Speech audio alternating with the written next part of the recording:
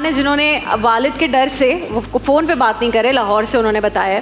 وہ کہہ رہے ہیں میرے والد صاحب, میں کسی مسلک کو فالو نہیں کرتا, والد صاحب ایک خاص مسلک کو فالو کرتے ہیں, اور محلے میں جو مسجد ہے وہ اس مسلک کی نہیں ہے, تو وہ تو دور جا کر نماز پڑھتے ہیں. جب میں اس میں جا کر نماز پڑھتا ہوں تو وہ نہ صرف مجھ سے غصہ ہوتے ہیں بلکہ کئی دن کے لیے ناراض ہو جاتے ہیں اور کہتے ہیں تم نے اپنے والد کی ناراضگی مول لی ہے, تو اس میں کیا کروں؟ کیا میں اس مسجد میں نہ پڑھوں نماز؟ وہ آسان بھی ہے, ایزی بھی ہے, ان کی ذرا دور ہے, تو اس میں کیا کرنا چاہیے؟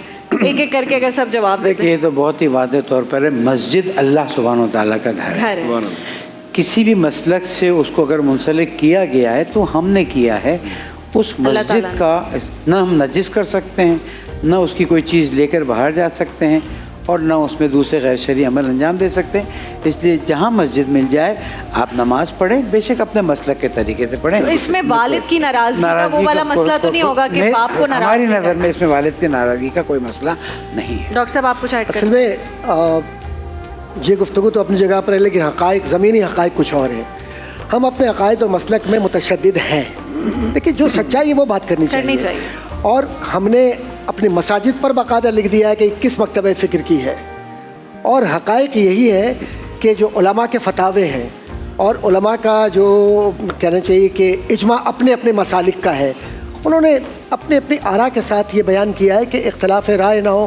کوئی آدمی مثال کے طور پر کہیں چلا گیا اور اس نے اپنے طریقے سے پڑھی, تو بعض اوقات لا علم لوگ جو ہیں وہ اس کو زد و کوب بھی کرتے ہیں, مارتے پیٹتے بھی ہیں. اب اس میں باپ کی ناراضگی کا ڈاکٹر صاحب قطع کلامی معذرت, گناہ تو نہیں ہے اس باپ کی ناراضگی کا؟ باپ نے اگر یہ کہا ہے کہ صاحب تو اسی مسلک کو فالو کر, کیونکہ اس کی بنیادی وجہ یہ ہے, اور اس طالب علم نے یا اس شخص نے کسی اور مسلک کا یا کسی اور مذہب کا, بچے نے تو ورڈ یوز کیا کہ میں کسی مسلک کو فالو نہیں کرتا, میں تو دیکھتا ہوں کہ قرآن نے کیا کہا, حدیث نے. الحمدللہ اگر وہ اس روشن خیالی کے ساتھ نماز پڑھ رہے ہیں تو اللہ تعالیٰ تو باپ کی مار کھاتا رہے, کوئی بات نہیں, اجر ملے گا. اسحاق صاحب کچھ ایڈ کرنا ہے؟ ہم بھی یہاں سب مل کر نماز پڑھتے ہیں. آپ کے اس پروگرام میں آنے سے پہلے نماز ہو جاتی ہے, لیکن میرا ذاتی خیال یہ ہے کہ باپ کی ناراضگی بہت بڑی بات ہوتی ہے, چھوٹی بات نہیں ہوتی. یہی پوچھ رہی ہوں بار بار. اگر باپ ناراض ہوتا ہے تو پھر وہاں سے وہی نماز پڑھ لے جہاں وہ راضی ہو رہا ہے, بہتر یہی ہے. ہاں, ان باپ کو ناراض نہ کرے. ہاں, ایسا نہیں ہے کہ نماز نہیں ہوتی. والد جو ہے وہ نماز پڑھنے سے تو نہیں روک رہا. نہیں, وہ کہہ رہے ہیں نماز پڑھنے سے روکے تو پھر تو والد کی اطاعت جائز نہیں ہے. لا طاعت مسجد میں جانے سے منع کرے. لیکن وہ مسلک میں بہت شدت پسند معلوم ہوتے ہیں. وہ کہتے ہیں کہ ہماری مسجد میں نماز پڑھو اور یہیں پر نماز قبول ہوگی, تو یہ میرے خیال بہت زیادتی ہے آپ کی طرف سے. لیکن جیسے ڈاکٹر صاحب نے فرمایا کہ گھر کے ماحول کو بھی کشیدہ ہونے سے بچائیے, اور محلے کے ماحول کو بھی کبیدہ خاطر ہونے سے بچائیے. تو ابا کے ساتھ ہاتھ پکڑ کے چلے جائیے, بلکہ ابا کو لے کے چلے جائیے.